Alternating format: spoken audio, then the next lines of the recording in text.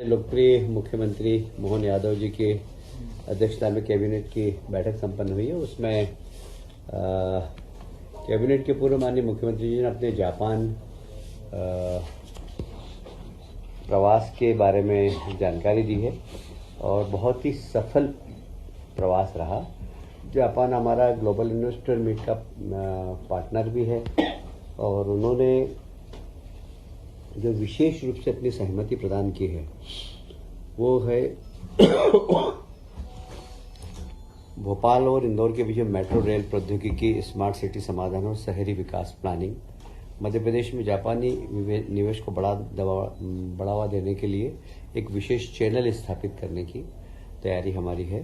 High speed rail corridor, smart transport system पर भी Japan से हम सहयोग लेंगे। जापान की बहुत सारी कंपनियों के साथ माननीय मुख्यमंत्री जी की बैठक हुई है, जिसमें विशेषकर मध्य प्रदेश में जो कपास से कपड़ा से रेडीमेड, ये जो वैल्यू एडिशन किसानों के लिए है, इसमें जापान भी हमारे साथ जुड़कर और इस कपास के वैल्यू एडिशन में अपना सहयोग प्रदान करेगा। सिस्मैक्स कॉरपोरेशन के साथ उज्जैन मेडिकल डिवाइस पार्क में निवेश व अनुसंधान विकास केंद्र स्थापित करने का भी जापान ने आश्वासन दिया है। ऑटोमोटिव सेक्टर में विस्तार और ईवी मैन्युफैक्चरिंग, आजकल आप जानते हैं कि इलेक्ट्रिक व्हीकल्स की एकदम डिमांड बढ़ी है, तो उसकी मैन्युफैक्चरिंग के लिए भी जापान ने अपनी सहमति प्रदान की है।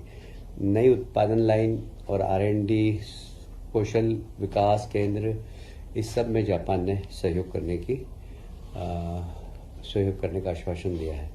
विकास एजेंसियों के सहयोग से JETRO, Japan external trade organization तथा मध्य प्रदेश में एक कार्यालय स्थापित करेंगे, जो कि व्यापार सुविधाओं के लिए एक फ्रेमवर्क तैयार करेंगे।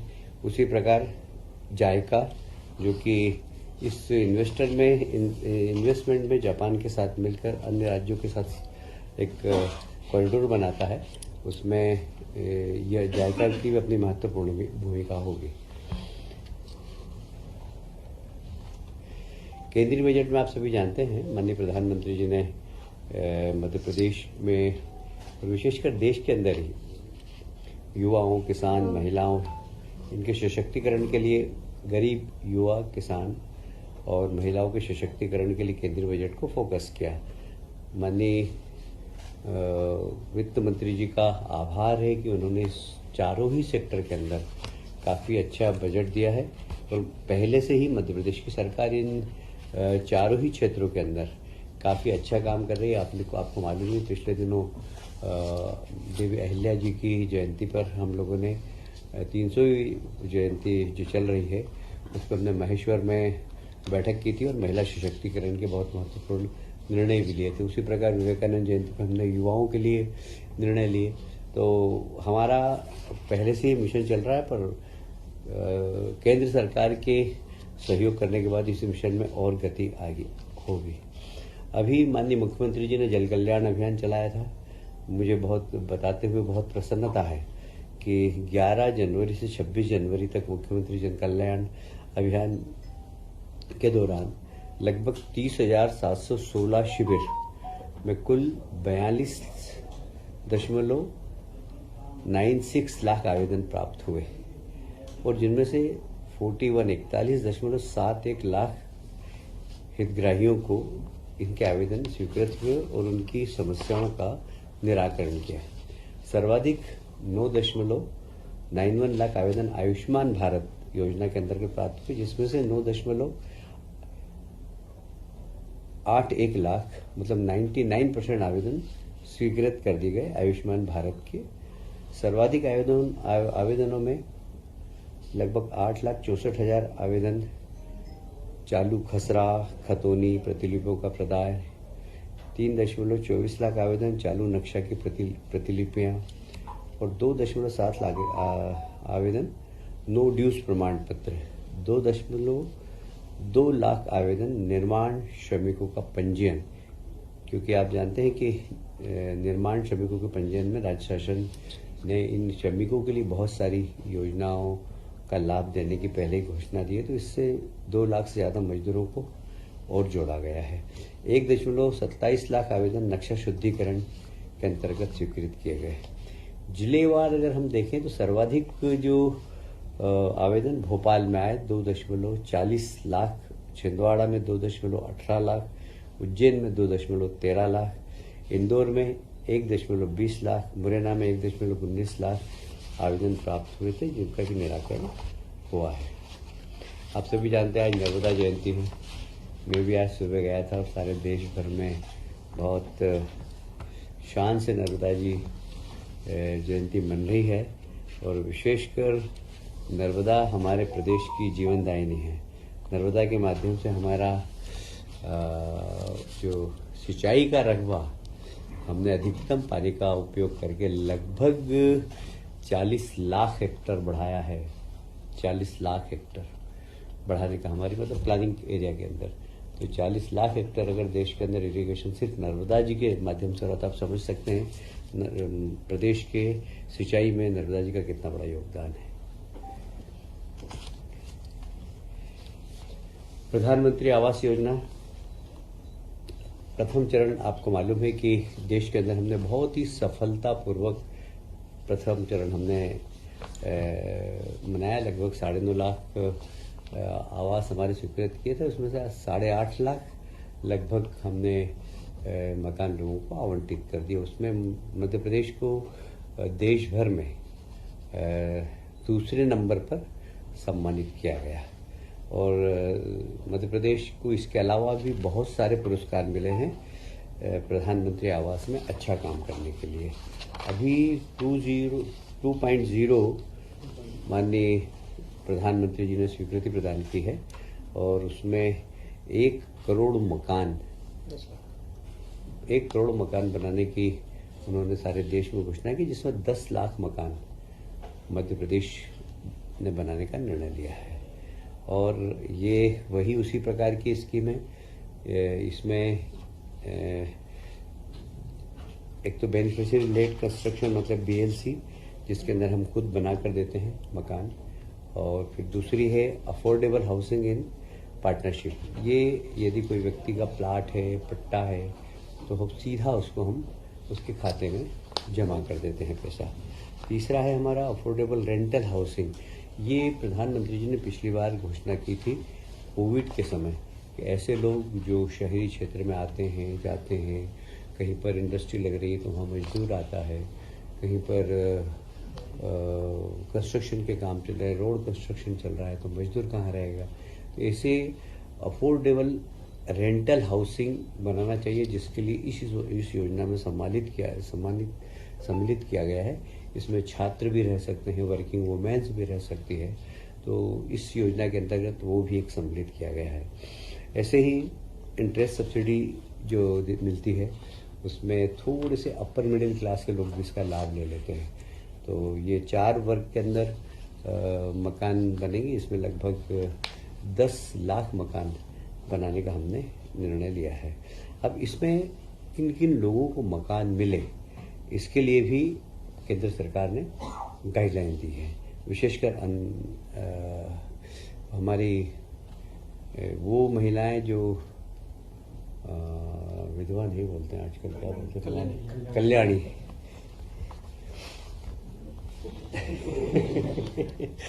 कल्याणी सिंगल वुमेन्स, जो सिंगल वुमेन्स होती है वो, दिव्यांग, वरिष्ठ नागरिक, हमारे ट्रांसजेंडर को भी इस बार सम्मिलित किया गया है। अनुसूचित जाति जनजाति को तो पहले से ही सम्मिलित है। हमारे अल्पसंख्यक भाई, समाज के अन्य कमजोर वर्ग के लोग, जैसे सफाई कर्मी हो गए आपके, हमारे जो PM स्वनिधि के पटरी पे काम करने, व्यापार करने वाले लोग, इनको प्राथमिकता से देना, मतलब स्ट्रीट वेंडर, हमारी प्रधानमंत्री विश्वकर्मा योजना के लाभान्वित लोग जितने भी हैं, उनको भी इस योजना में सम्मिलित किया गया है। विभिन्न कारीगर, आंगनवाड़ी की कार्यकर्ता, भवन व अन्य निर्माण श्रमिक, उनको भी इसका लाभ मिलेगा। और मलिन बस्ती के निवासी पर विशेष ध्यान दिया जाए, जिससे कि बस्तियां झुग्गी मुक्त मध्य प्रदेश बन सके। ये गाइडलाइन केंद्र सरकार ने हमें दी है। मैं समझता हूँ इसमें मध्य प्रदेश बहुत पहले भी हमने अच्छा काम किया है, आने वाले समय में और हम अच्छा काम करेंगे और मध्य प्रदेश को हम झुग्गी मुक्त करने का प्रयास करेंगे। देखिए, हमारी सरकार कितनी तेज गति से काम करती है। अभी माननीय मुख्यमंत्री जी जापान होकर आए। जापान ने 2 विषय में अपना इंटरेस्ट दिखाया। एक मध्य प्रदेश सेमी कंडक्टर में भी कुछ वहाँ के व्यापारियों ने इन्वेस्टमेंट करने की अपनी रुचि दिखाई थी, तो हमने तत्काल पॉलिसी बना दी और आज ये पॉलिसी कैबिनेट ने पास भी कर दी है। इसमें इलेक्ट्रॉनिक्स, ये पॉलिसी निश्चित रूप से एक आम लोगों के लिए नहीं होती, पर किसी भी प्रदेश को इन्वेस्टमेंट लाना हो बड़ा और विशेष वर्ग का, तो उसके लिए पॉलिसी का निर्माण तो करना ही होता है।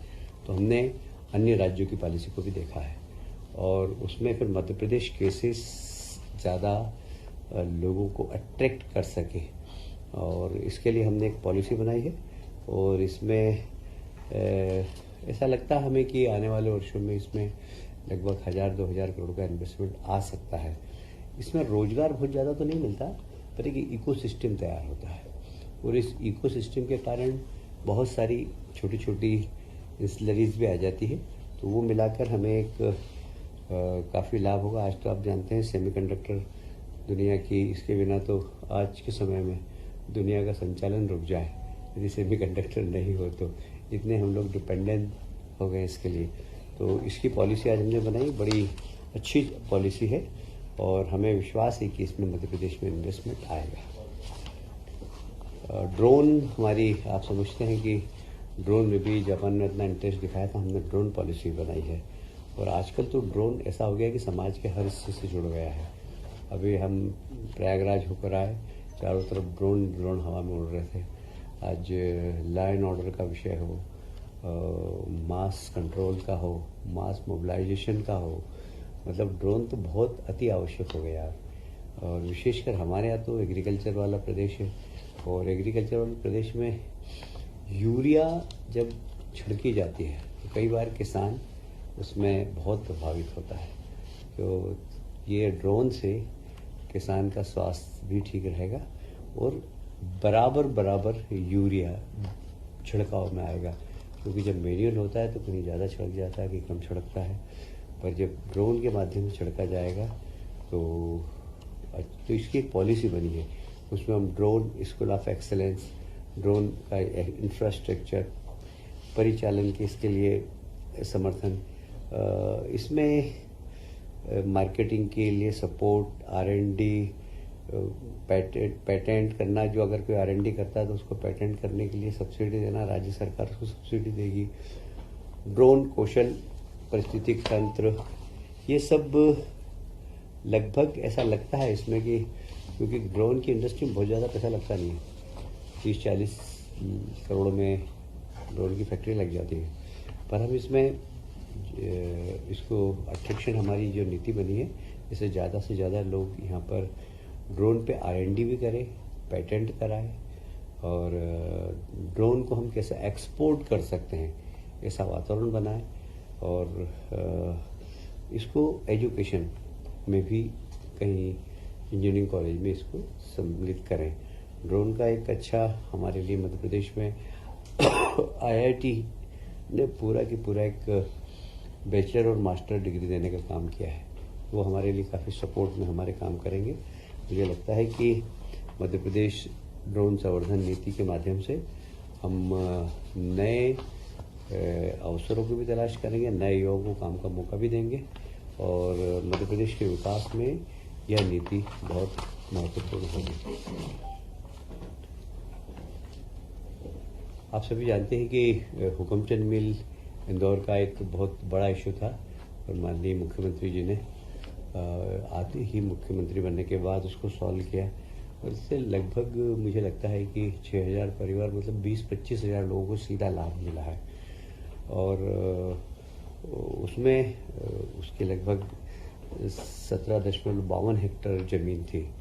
काफ़ी हाई कोर्ट ने एक मीडिएटर बनाकर उस सेल करने की कोशिश की, पर हुआ नहीं। पर हाउसिंग बोर्ड ने उसकी जितनी भी देनदारियां थी, लगभग 450 करोड़ की थी, वो देनदारियां दे दी और मजदूरों को पैसा भी दे दिया। अब उस ज़मीन का हम उपयोग कर रहे हैं। हम उसको अच्छा कंस्ट्रक्शन करने वाले हैं, वर्ल्ड क्लास कंस्ट्रक्शन करने वाले। इंदौर का एक प्राइम प्लेस बने कंस्ट्रक्शन के क्षेत्र में इसी इंटरनेशनल आर्किटेक्ट को लाकर उसको बनाने का काम करेंगे। आज कैबिनेट ने में जो स्वीकृति के लिए आया वो इसलिए कि नगर निगम की ज़मीन है। नगर निगम ने हुकमचंद मिल को दी थी, तो हम नगर निगम से हाउसिंग बोर्ड को उसको अंतरण कर रहे हैं। और चूंकि नगर निगम जब भी कोई किसी को ज़मीन देता है तो उनके कुछ नियम है, पैसे लेना, टेंडर निकालना, पर इसमें टेंडर की आवश्यकता नहीं, क्योंकि सरकार ही सरकार को दे रही है। और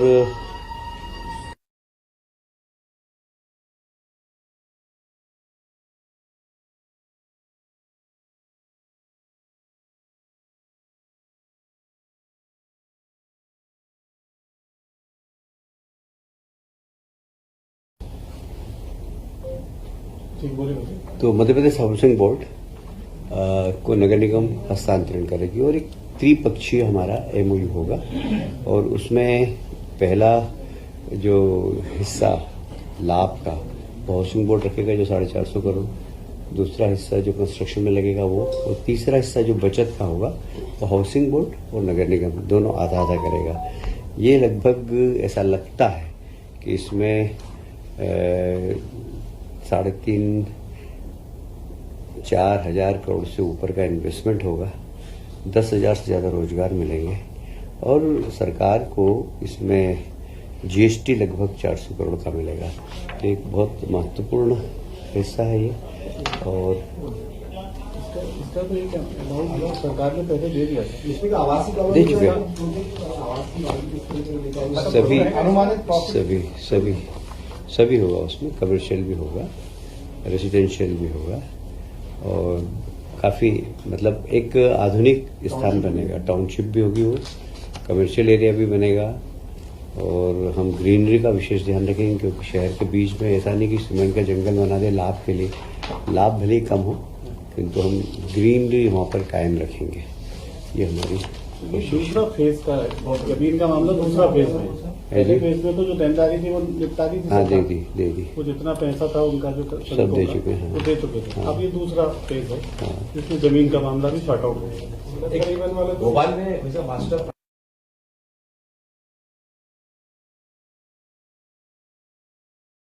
प्लान अभी आप सभी जानते हैं कि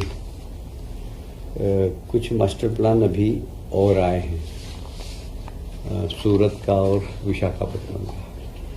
लोगों ने उसकी तारीफ की तो हम उसको भी देख रहे हैं। हमारा मास्टर प्लान बने तो देश का अच्छा मास्टर प्लान बने। क्या GIS से पहले एक बात नहीं है जी, GIS से पहले अभी तो हमारी पूरी टीम इसी में लगी हुई है।